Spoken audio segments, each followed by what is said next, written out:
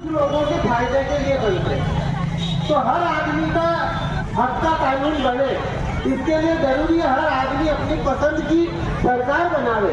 और अपनी पसंद की सरकार बनाने के लिए जरूरी है कि वहाँ पर खराब हो रही है, मेरा काम खोटी हो रहा है या कोई परेशानी हो रही है। हालांकि सरकार ने ये कहा है कि भाई आज के दिन जो भी कामगार है, काम करने वाले हैं, वो वोट देने जाए तो उनके मालिक उनकी तनख्वाह, उनकी मजदूरी, उनकी सारी स्कूलें सरकारी हो और सारे बच्चे सबके बड़े अधिकारियों के, दुकानदारों के, व्यापारियों के, सबके बच्चे सरकारी स्कूलों में ही पढ़े।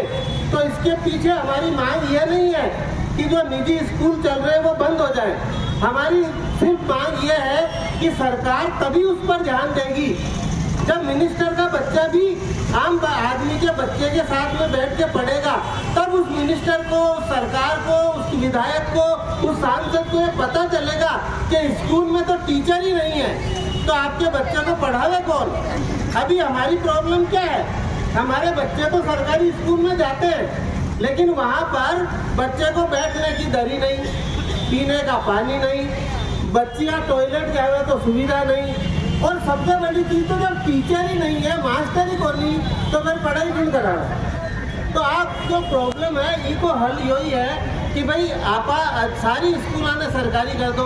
जहाँ सारा अस्पताल सरकारी है तो बेटा निःशुल्क इलाज हो रही है। और जो प्राइवेट स्कूल चाल भी रही है तो अब आज जाने एक प्रोविजन हो कि 25% बच्चों को एडमिशन देंगे और उसके बच्चों की फीस सरकार भरेगी। कैंडिडेटों को समझो, जो भी चुनाव में खड़े हो रहे हैं उन प्रत्याशियों की बातें समझो, उनकी जो भावना है उसको समझो, उनका घोषणा पत्र वो जो कहना चाह रहे हैं उसको पढ़ो। कौन सी पार्टी कर रही है?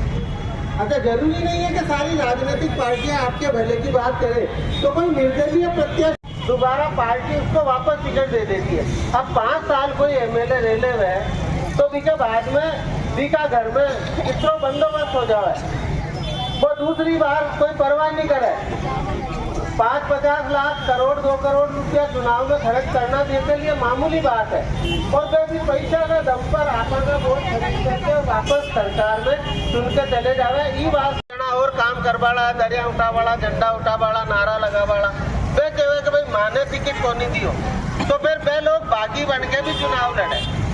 तो आपने यो देखना है कि आदमी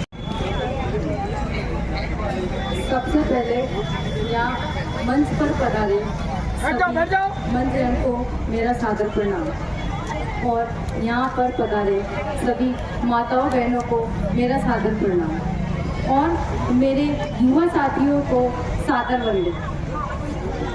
सभी जानते हैं कि ब्यावर विधानसभा में केवल एकमात्र महिला उम्मीदवार हूँ, सिर्फ केवल एकमात्र महिला उम्मीदवार हूँ। किसी भी पार्टी ने महिला को प्रत्याशी नहीं बनाया। क्या ब्यावर की महिलाएं नहीं चाहती कि उनकी भी कोई भागीदारी हो?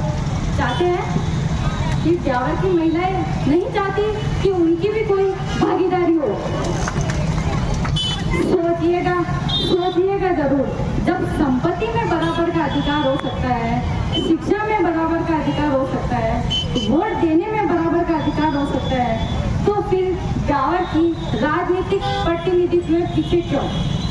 आप ब्यावर की राजनीतिक प्रतिनिधित्व में पीछे क्यों? तो मेरी प्यारी माताओं बहनों, अब मैं अपने उद्देश्यों पर बात करना चाहती हूँ। मेरा सबसे पहला उद्देश्य है ब्यावर विधानसभा में शराबबंदी करवाना। क्या महिलाएं आप इस चीज में सहमत हैं? होनी चाहिए कि नहीं होनी चाहिए? होनी चाहिए। शराब का नशा कितना हानिकारक है, इसे महिलाओं से बेहतर कोई नहीं जानता, है ना? इसे महिलाओं से बेहतर कोई नहीं जानता। 100% महिलाएं अपने पति, भाई, पिता की नशे की लत से परेशान है कि नहीं है ना? यदि ब्यावर विधानसभा की महिलाएं, बुजुर्ग एवं युवा साथी हमारा साथ देते हैं तो मैं सर्वप्रथम ब्यावर विधानसभा में शराबबंदी का कार्य करवाऊंगी। क्या आप आप मेरी इस चीज में सहमत हैं? मेरा दूसरा मुद्दा यह है विद्यार्थियों के लिए निःशुल्क कोचिंग सेंटर खुलवाना, कोचिंग संस्थान। विद्यार्थियों के लिए जो पढ़ने वाले बच्चे हैं उनके लिए बिना पैसे मर्करी क्लासेस एवं मिशन स्कूल में 2 वर्ष तक 150 बच्चों को निःशुल्क कोचिंग करवाई है। हमने तो मिशन स्कूल में 150 बच्चों को कोचिंग करवाई है।